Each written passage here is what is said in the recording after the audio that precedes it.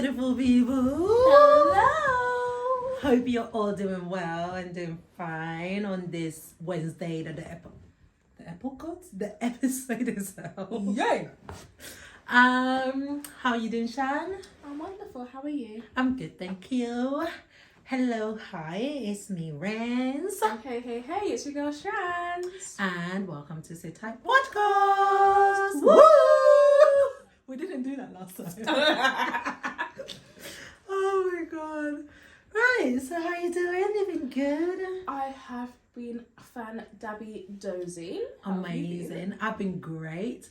I know the last episode we touched a little bit on colourism, so we thought that we would bring that back this episode because it needs to be spoken about, definitely.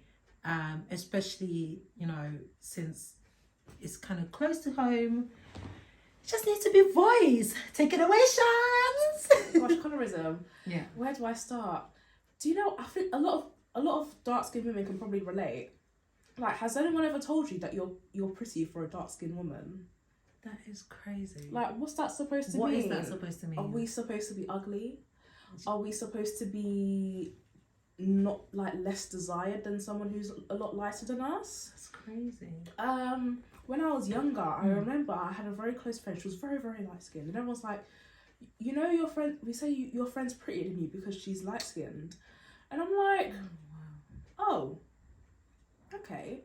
And I used to get comments like, oh, you're dark, you're this, you're that, and I'm just like, when I was younger, at one point I generally just wanted to just lighten my skin because it's like, okay, everyone says all the light skinned girls are pretty, so maybe if I lighten my skin, they'll consider me pretty. Right. And then obviously you see on social media. Yeah, definitely on social media. Like you'll see women who are lighter skinned are a lot more successful than our darker skinned counterparts. And it's like, I see so many celebrities talk about it and it's like, why is this happening? Yeah. Why is dark skinned women seen as less desirable than lighter skinned women? It's literally everywhere. Even like to the point where music videos. Yeah. It's taken a long time to see dark skinned women on as video vixens, or you would see either like mixed race girls or just lighter skinned black girls, movies everywhere. Like, and I think it's a massive issue, especially in African countries. Yes. Like obviously because you've got bleaching cream everywhere and they're selling it like it's just normal. Yeah, I remember I went to school with a girl and I didn't see her for years and all of a sudden I saw she was like 6 shades dark. I was like, whoa. Oh. So it's not even just in the African community, it's in the Caribbean community. Caribbean is in the Asian community. Yeah. Yeah, definitely because you get is it China? Do you know just India, China, do you know what? The whole of Asia, because I've got friends personally, I have one that she was told that she was always picked on because she was darker than everybody else. That's and like they'll nickname her like something like in their language like Blackie. Yep. And do you know what? She's actually light. It's because in every single continent there's this aesthetic where you have to look. There's a standard as to how they want you to look, whether it be your hair, whether it be your skin color, whether it be your features of your face, whether it be your weight and stuff like that. There's a standard there, and I feel like colorism in our own race is just so... It's upsetting. It's so upsetting because I've definitely had a time where my niece had said to me when she was much younger, I wish I was like you. And she was so much younger then. I think at that time she must have been maybe 8 or 9. And she is, she is darker than me because obviously my sister is a little bit darker than me. Their dad is, much darker than my sister. So they took the dad's side. And she has said to me, I wish I was like you. That is really and sad. I said to her, why do you wish that? And she said, because you're so beautiful, your skin looks so... I said, so are you. So are you. You don't need to wish that. And now my other little niece has also said that. So then when you think about that, it's like, how are kids that young experiencing it so much so that they are voicing it, that is already in their head at that age? It's worrying because that's how a lot of kids will grow up with, like, let's say body dysmorphia or self-confidence issues. Yeah. Because it's like, and also what they watch on TV as well. There's not a lot of Yes, dark skin. that's Let's it. say like Disney. Yeah. I ain't never seen a dark skinned like character, but they'll always see someone who's lighter and they'll be like, oh, they're pretty. Everyone says, you're pretty. You're so pretty, and it's like, where's the representation of us? And it starts from small, like when you're cartoons, books. Even flipping makeup. Oh, don't get me started on my makeup. Trying to find the right bloody shade. I struggle a lot. Yeah. And I think it's only in the recent years. I think there's only two. I think it's Fenty and Born This Way. So Too Faced. And before they came along, I could imagine the struggle. I don't wear foundation because I couldn't find my shade. You can't find your shade, exactly. And so it's like, how...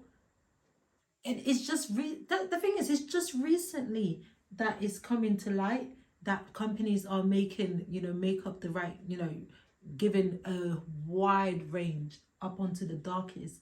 Because there's a girl on TikTok that actually, like, she's a dark-skinned girl, like, really dark-skinned girl. And she goes and buys... She tries every company to try and find their darkest shade of makeup. And the struggle is real. Especially like these top-end designers. Like, you will not find your shade. No. I guarantee you. You won't. And I'm like, I know people that are a lot darker than me and they struggle. I'm like, if I'm struggling, what is their struggle? How are they getting along with it? And you told your story about that. Oh, the whole, I don't look like I'm African or I've got a European nose. Yeah. No. I always get that for my nose as well. What? Like, I always get that, like, my nose is obviously, like, thing and, like, profile is a bit... I've been getting that as well with my nose. Oh, you don't look like you've got a black girl's nose. That's not a black girl's nose. And it's like, since when did we get these, like... I think there's a stereotype that maybe all Africans just have wide noses. And I'm just like, no, because the thing is, there's multiple countries in Africa. I'm going to say something very wild, because it's like, you get these white people and they make fun of black features, like, oh, you guys have, big lips and all of that. But I'm so sorry. You're getting fillers. Your lip looks like a line. Not even a line. It's a freaking... Even my fingers like this are bigger than your lips. No. And you still have the audacity to go and get fillers to look like what you're saying we look with our big lips, whatever. But how can you get fillers and your lips still look like a line? Or how can you make fun of us for being dark, but you're intentionally darkening your skin? Tanning your skin! Because do you know what? There's two types of tan. If you generally just want to go tan, fine, go to the sun. But then there's people who intentionally blackfish. That's it. Blackfishing. Like, you're trying to look racially ambiguous. For what reason? And it's like, is it because... Some of them do it to take the piss. No, they're taking the piss because the thing, you don't know the struggle. No. Like, you're looking racially ambiguous. Like, does it make you feel better? Does it get you more male attention? Does it get you more attention from people in general? Like, what is your agenda? What is your motive? Because you're not going through the struggle that the average mixed race or black person goes through. So why are you intentionally blackfishing? You've got blackfishing, you've got Arab fishing, there's bears. There's loads. And what flipping grinds my gear is, God, I only just recently heard that phrase again. I had no, like, I only heard grind my gear and now I'm using it. What grinds my gear, right, is the fact that there are, like, some people out there trying to look black, trying to get all these black features. What does even looking black mean? Like, what does being... So they're trying to get all these, the lip fillers, the balm, tanning your skin to be darker. By the end of the day, if me and that person are out and the police comes, I'm the only black person. They're going to come lock us up. It's me that's going to get into trouble. You can go because you are white. It's true. But you just decided to get all of this, and then they feel like, oh yeah, but I'm appreciating the culture. You're appropriating. Not appreciation. Not appreciation. It's appropriating. And it's absolutely. And do you know what it is? It's like it's like everything you made fun of us in the past, you're getting done. And the least you could do is educate yourself on our history and our struggle. Yeah. But you're just doing it as if it's an aesthetic. Yeah. It's an aesthetic to look black, looking black. Yeah. What is looking black? What is looking black? What is acting black? There is literally so many stereotypes against us in terms of, oh, you're acting too black, or you look too black, or you're looking a certain way, or like they've got all these like little nuances of how they think a black person acts, and if you act like that, you're acting ghetto. I've been called ghetto. I've been called ratchet. I've also been told I'm very well spoken. Aggressive. Oh my god, well spoken for a black person. Listen. What does that mean? Are you expecting me to sound like? Are you expecting me to be like, yo, fam, what's going on? No, I'm very well spoken because I have to be because of my profession. There shouldn't be an assumption of how I speak. How I speak is based on how I want to speak, not based on your perception. Yeah. And I'm so sorry. There are some people who are out there and not black, and they are very, they're just dumb. They just sound dumb. Just stupid. Like, you're well spoken. They are not well spoken at freaking all. No. What is being well spoken only reserved for a certain type of person? Race? Because it's like I feel like. Do you know what? In terms of the racism and the cult and like the unconscious bias, I don't really feel like there's been any movement because the colorism is still there. We are where we were like 25 years ago. 50 years ago. We are everywhere. Literally. We are where we were. It's so sad. Like, there's been. You would think that there's progress, but there's no progress. And this country that we live in, they're sly about it. At least in America, if they're racist. I was just gonna say. That's what I was just gonna say. In America, they're blatantly racist. But you know what you stand. In the UK, it is hidden, but you know there is racism. But they try to be sly about it. Oh, can I touch? Oh. So. Colorism and racism actually intertwine. Absolutely. Because it's like, for example, let's say I go out with my natural hair. You want to touch my hair. Am I a dog? Yeah. Why are you petting me? Why are you petting me? Would you go randomly just go touch a pregnant woman's stomach? No, you wouldn't, because you're invading her space. So why do you think it's okay just to touch my hair? Would they go to a white person and say, oh, can I touch your hair? Your hair looks really nice. No. They absolutely wouldn't. No. But they come and they say, can I touch your hair? Oh my God. Do you know what pisses me off? Why do you think that in the space of a night, I'm coming with short hair? I came in with long No, I came in with short hair today, right? Tomorrow, I'm in with long hair. Did you freaking think my hair grew that long over fucking night? Use your motherfucking brain, okay? Like, what? And you're like, oh my God, is that all your hair? Bitch, you know damn well that's a wig. Do you know let me say, there are some people who genuinely they want to know, or they're very mindful of what they say because they don't want to offend you. Absolutely. And my love is to you guys because it's like I know you want to say the right thing, but you don't know how to articulate it. But then we will know what you're trying to say. Absolutely. We always know when like a person that is not. I don't even want to say black or I don't want to say white. You know you have good intentions. Yeah, you know when they have good intentions, when they have an actual interest in your culture, your race, and they want to ask questions and stuff. But there are some that we also know you're just being blatantly racist. You're just being dumb and stupid, and like you know that my hair did not grow 10 inches more overnight. You know that fucking shit. It's true. Do you know what another bad one is? Oh, where are you from? No, where are you really, really from? Okay, we're having a conversation. So where are you from?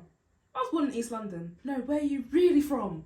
I was born in East London in the hospital up the road. But where are you really from? Where's your background? And I tell you that, oh really? They're like, you're very well spoken. Oh, do you know what? I can't, for every person that said that to me, I'll punch you virtually. Do you because it's not, no. Speaking about that, right?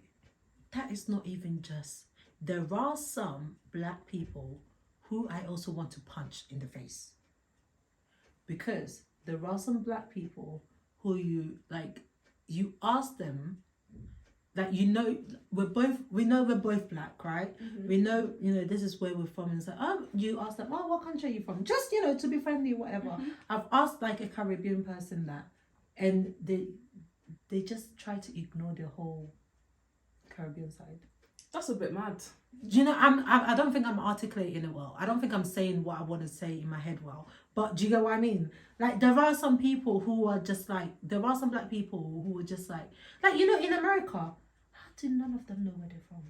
Yeah, African Americans. Do you know what? I go to America quite a lot, and they don't know their background. How do they not know their roots? But I must say, because I am in the US half of the time, some of them are actually ashamed to say that they're African or they're from the Caribbean. Oh, absolutely. They're ashamed. So I think it's not the fact that absolutely. they don't know, but they're also ashamed because when you're in school, you get picked on. If you have an accent, you get picked on. And it's like, why are you getting picked on? But what about all the other people from other countries that are not Africa? And you know what's so mad in America? Oh, I'm Nigerian American. What's Nigerian What American? the fuck is that? Oh, I'm Ghanaian American. Oh my God, you're Nigerian. I can't even do the accent. You're from Nigeria. You're from Africa. Oh my God, some black people in America know nothing about Africa. No, she'd be like, oh, I'm dancing. Oh, I'm African now. I'm African now. No. Like, what the fuck? Go back and learn about your roots. Do you know what I mean? Go do the ancestry test, or actually just go ask your parents or your grandparents or someone in your family where you come from, because it's a bit mad. It's actually mad. It's giving ignorance. It's given much so ignorance. Big ignorance. Like, do you know, I'm going to say something. This is going to be a bit controversial. Talking about racism. Speak on it. So, this is for the men. Nope. Sorry. For the men. Is it a podcast if men don't come into it? So, you know you're black and you know your mother's black. We know you have a preference. I know where you're going. But why are you bashing black women? If they're not your type, that is fine. But why do you have to blast them, bash them? If they're not your preference, that's fine. Whatever preference you have, we'll respect it. But why are you bashing us? What have we done to you? Remember that your own sister, your own mother, your own cousin is black. The same way you're bashing those women, you're essentially bashing your own family. I don't understand. But like you said, yeah, you have black guys that are like, they will bash black women and they don't want to be with black women. And I've also heard some black guys say, oh, black women are too much, you know, they've got too much attitude. If I go with a white woman, I'm gonna be, you know, I'm not gonna get this attitude, I'm not gonna get this and that. And like, can I just say something? Because I've actually been told this. I've been told I'm too feisty. Do you know what? I'm not feisty. I just actually speak up for what I believed in. I'm not feisty. But do you know what's funny? I remember I was speaking to one of my guy friends back in the day. He was like, do you know what, when you say you come across as aggressive, but if a Latino woman says it's very exotic. Yes, and sexy. When a Latino woman says it, they're like, oh, okay, mamacita. When a black woman acts the same way, we're now feisty, we're aggressive, we get we're sassy, yeah, but the thing is, we're in the sassy man era, so don't call us sassy. Sassy man era. We are in the sassy man era. We are actually in the sassy man era. Giving bare chat, man. Right. It's very sassy. Oh my God. Speaking of men, because I said, you know, men, and I love that laugh. Right, so, you know, this topic is bigger than us, really, in terms of colorism and racism. We could be on here for hours. Do you know, I actually have a question. Go ahead. Do you feel like black men, when they say they don't like black women, it's due to their own internalized hatred? Because, do you know what? No, I'm going to speak on this because I've actually spoken to my family members who've actually told me they prefer lighter skinned women or women of other races, because when they were actually moving to black women when they were younger, they were just being rejected. Oh. And they had this. So do you understand what I'm saying? You're being rejected by your own race, therefore you're like, okay, I'm going to reject this race and I'm going to go for others. It's an internalized hatred. And do you know what? Ooh. Every time I hear someone, I just call them a colorist. I know it seems a bit mad, but because of how you're treated, based on, like, it's all what we always say, based on your experience, you shouldn't carry on and just treat people the same way based on how you've, like, experienced something with a certain person, for example. Yeah. You move on from that experience, you learn from it. But you can't apply that to a whole race, because yes, in school, in secondary school, people were horrible, people were bitter. Yeah. But you should not use that hatred towards black women when you're older, because what the majority of us have done? We've never seen. But that's what men do, though. They internalize everything and then they project to the next person. So like you're saying, there's that internal kind of hatred or that kind of rejection that they've had probably from, you know, black women. So then they're like, okay, well then, you know, fuck them and all of that. I never want to date black women. I want to do da. And then on the other hand, when it gets to dating, and let's say they get hurt by one person that they're dating, then every girl they meet, they will decide to hurt them because that one girl decided to fuck it up and hurt them. So then they will just hurt every single girl that they meet. I know, we need to start doing that as women because it's not We fair. definitely do. It's not fair. Do you know if women came together and put our hurt together of what men have done to us, We'll be unstoppable. we would be unstoppable. We'll be a power. And I am convinced that men have weekly meetings all around the world to say how they are going to fuck us up. Because it's very calculated. Because, yes, and why do they all act the same? It's true. They have weekly meetings. Just like witches have meetings at dawn, at night, midnight, men have weekly meetings worldwide, and they decide how they're going to act and how they're going to fuck us up and how they're going to upset us every time, because it can't just all be a coincidence. It can't. I feel like men are the Illuminati. You said weekly meetings. You said worldwide. The Illuminati. Okay. I'm such an idiot. Okay. Right. Say you're married. And I know the last episode we were talking about pains that women go through, and obviously we get pregnant, and stuff like that. And you're pregnant, right? And it's a higher risk pregnancy. And basically you've been given the chance, or like you and your husband have been told that this pregnancy is very high risk. So there might come a point where you have to choose, or your husband might have to choose between you and that baby. You think you really think the husband's gonna choose the wife? No, but you and the husband have to make that decision. What do you think the decision is? Are you gonna say to your husband, choose our baby, raise our baby, let me die? Or are you gonna say, choose me? I can't lie, we married for better or worse, so you're going to keep me for the worst. So listen, because think about it like this, yeah? If you choose the baby, you wouldn't like, do you know, this is a sticky one. It is. It's such a weird topic. I'd want my child to live, but I'd want my child to live and know who their mother is. But at the same time, if the guy was to choose the baby, he'll just go to the next woman and have another baby. True. And then you don't know how they're going to treat your baby I together. wouldn't, like, honestly. Someone else going to treat your baby. And I don't know how that person's going to treat that child. And literally, I don't want that child to ever resent, like, oh, she gave up her life for me, and now I'm with a stupid woman, and she's being horrible to me, and blah, blah, blah. So honestly, if we're picking me.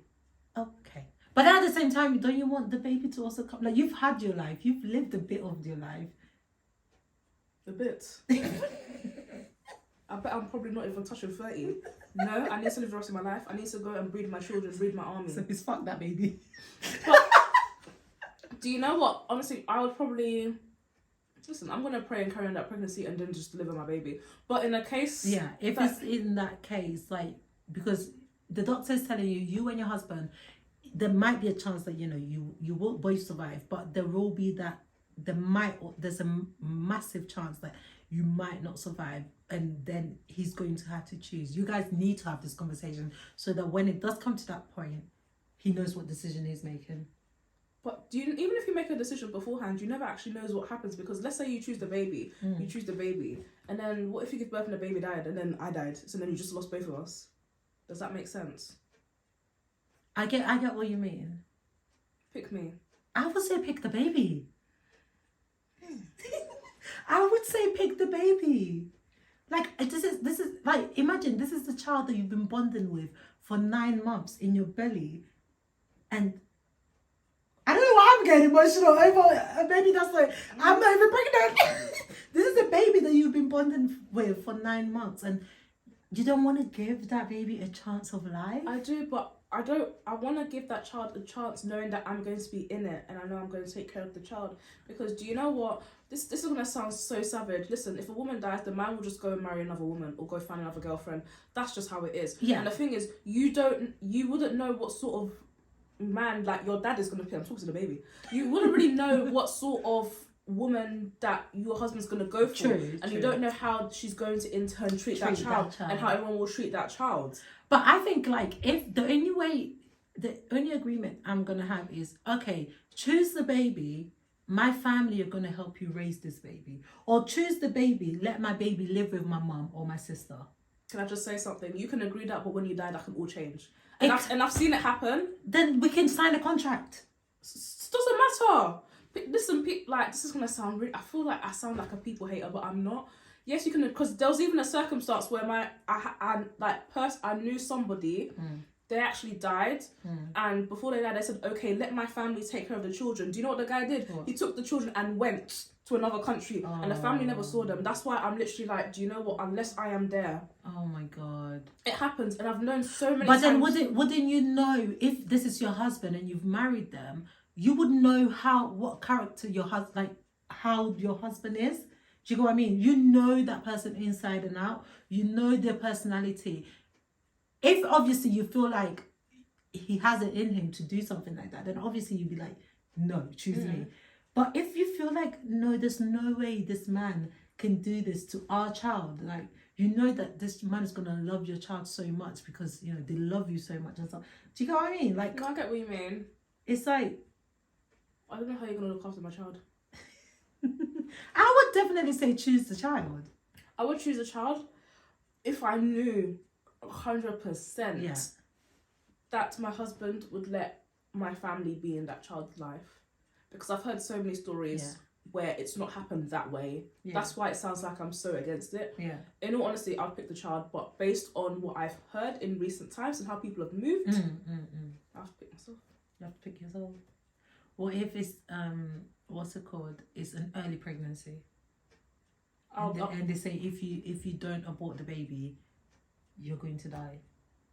Or if you don't abort them, there's a small chance that the baby can survive and you can both survive. I'll take that chance. Okay. Huh? What chance? You take the chance that I'll keep the baby. You keep the baby, and take that chance, and we'll both get through it, because where there's a will, there's a way. Where there's God, there's What God. if they say that there's a chance you're both gonna die? This is the early stages of your pregnancy, obviously. At that point that you're able to abort the baby, you know, in that window. Things can change, and your body is a palace, and your body changes as well. True. I still feel like there's God. Listen, God will make a way. God will make a way where there seems to be no way. He makes a way you cannot see. He'll make a way for me. He'll be my guide. My guide. I was doing vocals. Thank you for the vocal. Well, in all honesty, let the child have a life, because I understand what you're saying. Yeah. But before, to be honest, what I'll do, I'll make that decision, but I'll also let my family know that I made that decision. Yeah. And I will write it in my will. In the will. That's it. Because what age should we be doing wills? I'll be honest with you. During COVID, I think everyone should have done a will, because COVID was bad. Yeah, COVID was terrible. I'll do it in a will, because you can make a will at any age, especially for NHS members and stuff. It's apparently still free. They don't care. It's free? Yeah, still. Well, we can make a will. Yeah, apparently this was like a while ago, but literally you can put you can have it in a legally binding contract. Yeah. So at least I would do that and be like, this is what I want, and then I know that give the chance to my baby, not me. Okay, yeah. So you want them to have the parental right, but along with your husband at the same time. Yes. But as long as the baby's kind of living with your family. Yes. I mean, that makes sense. Yeah. That makes sense. It makes sense. Men, I don't hate you. I'm just being wise. It's just got to be clever, got to take care of our kids that we don't have yet. But, you know, one day. They'll be running around like, hello, mommy. Mommy. Shanna's child would definitely be bullying mine. Wow. What? That is mean. Okay, so speaking about families, that was saying, you know, you might want your child to be raised by your family and things like that. Is there any family side that you think no? This is very controversial. I want both. Both of your families, yeah. Yes, half and half, exactly. It's very hard because you can't really pick the side of the family that you favour the most, because they'll feel a type of way. I can. Mine's my mum.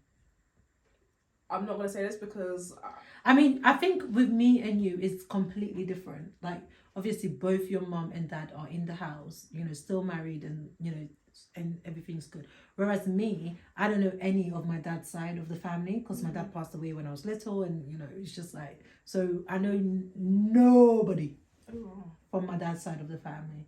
So it's like, definitely give it to my mom's side. Yeah. I like both. Yeah. But both can be very problematic. I mean, the family pressures come from everywhere, especially when you're African. Yes, there's a certain expectation. You must go to school. You must go to university. Then after that, you need to be married and have children.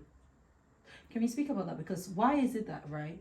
When we are going to school, they're like, no boyfriends, no boyfriends. No boyfriend, no boyfriend. And then it's the on my graduation day, my auntie said to me, okay, so where's your husband? When are you getting married? So when you guys were telling me I wasn't able to date or, you know, have any guys, was I supposed to just go and pluck a guy, even though I was dating? But was I supposed to just go and pluck a guy out on graduation day to have a husband there and then? I think they were expecting you to hide and then be like, surprise, he's my husband. I don't think so though, because they're gonna get pissed off if they feel like you've been dating all this time and you have you've been having a boyfriend for, you know, your entire. I was in a relationship for 5 years and my mom had no idea. That is mad. But the only reason we decided to tell her was because I was at uni, so I had the chance to say, you can't tell me that having a boyfriend ruined my chance to get into uni. True. Because now I'm in uni, I am doing what I'm supposed to be doing, and I'm with the same guy that I was with when I was younger. True. Because that's basically the ultimate thing. They are scared that you're going to be, you know, you're gonna get fucked up by a guy, and then you won't be able to carry on your education anymore. You're just gonna be all boy focused. So it definitely went 5 years without her knowing. I don't think. Do you know what? I don't think I can keep that from my parents. Even 6 months, they're like, oh, so like, is that your boyfriend talking because I heard a male voice? I was like, See, that's the thing though. Now growing up, I can't hide it. But we started dating when I was 15. When you're 15, that much of a teenager, it's much easier to hide it. It's true. I don't know how it works, but like as a grown up, like when I came out of that relationship, when I was like, what, 22, yeah, roughly, I couldn't hide. Everyone that I was dating, I was telling my mom.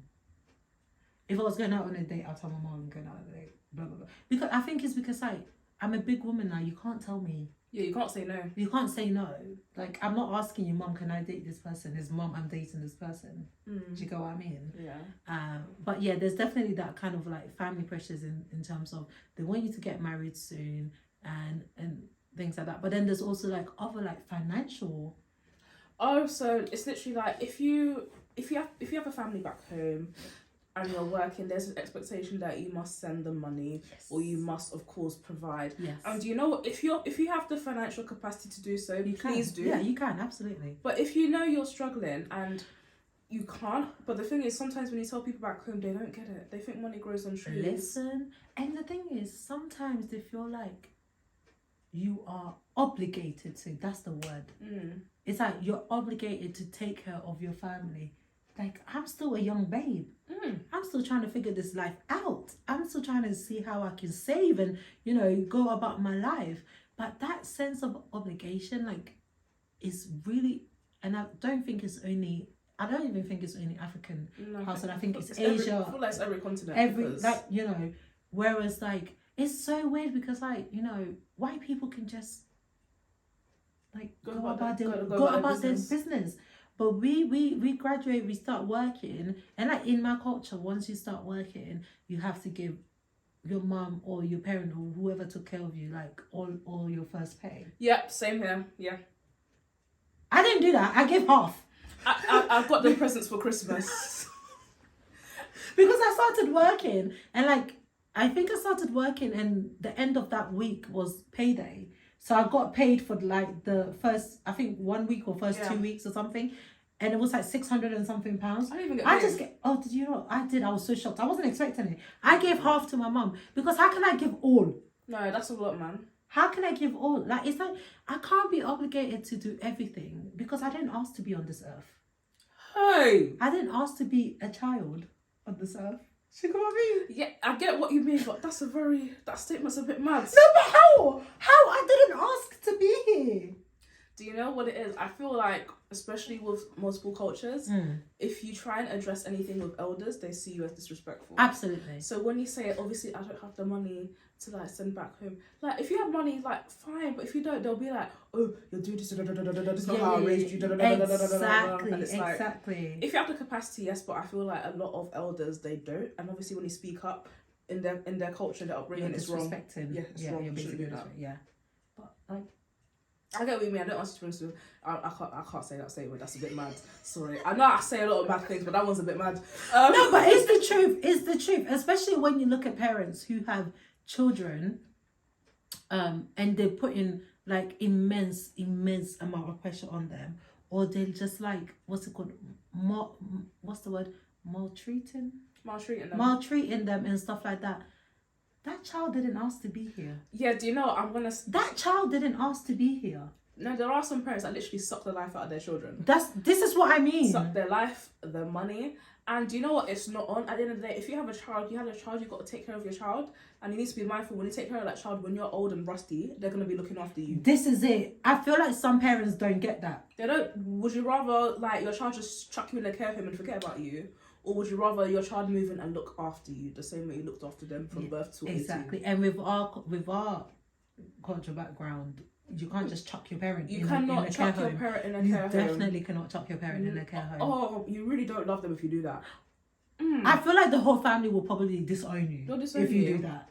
No, you got to. But the thing is, I can't even think about chucking my mum in a care home. I will never. Do you know what I mean? Because I've worked in care homes. I've worked in that kind of environment, and it's like the way some of these people treat them. No. It's like it's mad. They treat people like dolls. Yeah, and then there's also some that are there and they have no family come visit. It's really They're sad. just put there and they're just left there. It's really sad. With no family. Some people don't have a conscience. But what do you think? Because I think I've had this conversation with friends before in terms of working and stuff, but still living at home. And some people, there's this whole topic of I shouldn't pay rent if I'm still living at home, trying to save up for my own first house and stuff like that. What's your kind of take on that? Okay, I have two. Okay, cool. I personally don't pay rent. Okay, must be nice. But I pay the water rate, I pay gas, I pay electricity, I pay for repairs, I pay for all the insurance on all the appliances in the house. I pay literally, basically the amount of money that I pay towards shopping and everything. It's basically rent. So that's what they mean, not just rent, but like all these other things. I pay for all the other things, but I don't call it rent because essentially when you add it up, it is rent. Yeah. But regardless of me doing that, I still have money that I can literally put aside and save. But some people don't. That's bad. That's the thing though. Some people, because there's this, like talking about this expectation. Yes, they are working, but they're only living at home because they can't live out. Yeah, because the salary can't cover that. So they're living at home, but then at the same time, their parents expect them to still contribute towards rent and still contribute towards everything altogether. Like, I get what you mean. Like, you are, fortunate enough to be able to do all of that and still have money to save so that you're able to move out of the house. But what if you're working and the job is not really giving you that amount of money to do that and save at the same time? So you're basically forever stuck in the house. Do you know what I'd say? Sit down with your parents and just be like, do you know what?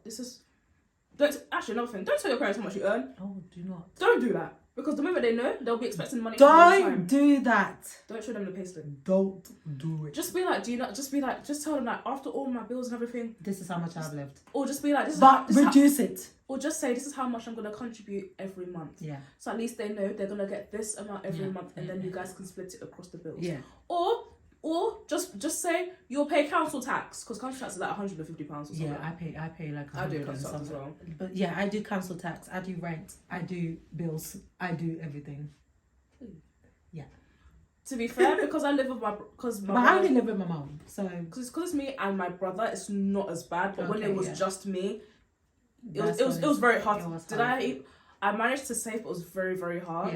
Yeah. It's only now because lovely my brother's working, but he's still not helping me. So for example, because I know rent is a lot. gas and electricity is bad. Gas alone is £200 a month because of how much it is. Other thing is 70. That's 270 already. Then another 100. Then another 150. So basically, equivalent to rent, I think it's like 700, 800 a month. I actually give to my parents. That's so nice. I give more. I think I'm kicking 800, 900. Oh, yeah, kicking it. But it's just me and my mum, obviously, and obviously my mum is like an older woman and things like that. So it's just us two in the house. So I don't mind that. And like I think what you said, sit them down and have a chat about this is how much I physically can contribute. I cannot contribute more. Otherwise, what am I using to go and live my life? What am I using to save you're an adult so that I can exactly? You have your own life, exactly. So definitely a conversation needs to be had. But then sometimes you get like these parents that just don't understand that. You get a lot of pushback. Oh, exactly. I raised you. I changed your nappy. And you don't want to give me this. But that's when it comes in, like what you said. Like, don't tell them exactly how much you earn. Please don't. Never do that. If you're gonna tell them, reduce it by at least 2,000 more or half. Yeah. Well, if they know what sort of position you're in, they'll know you're lying. That's true.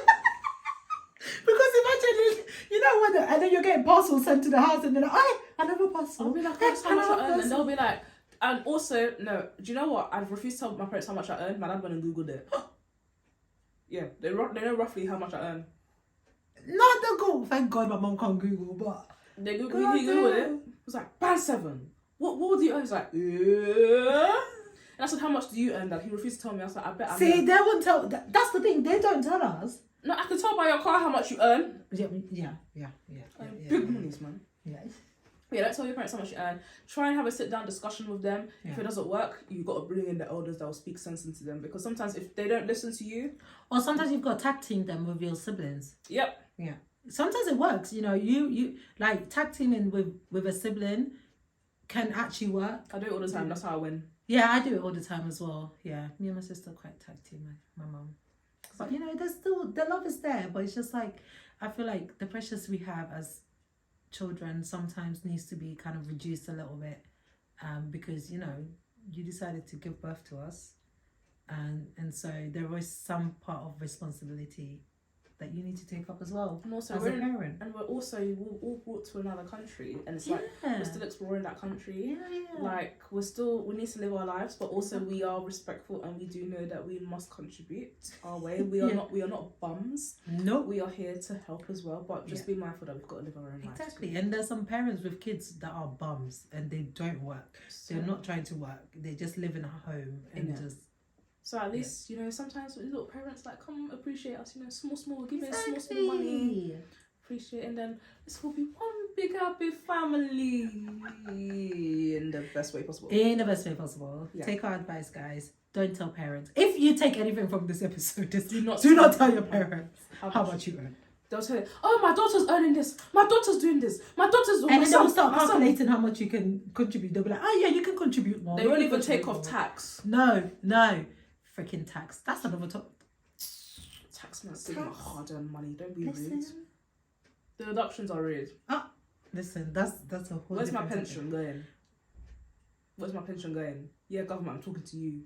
Where's my pension going? Listen. But yeah, thanks guys for this. That's the end of the episode. Thank you for listening to our lovely episode. Yeah, we went around about the way. Yeah. Spoke about colorism, racism, spoke about pressures from family. We even spoke about, you know, decisions when it comes to unborn children. So thank you guys. It's been me, Renz. And it's been me, Shans. Bye. Bye. Bye.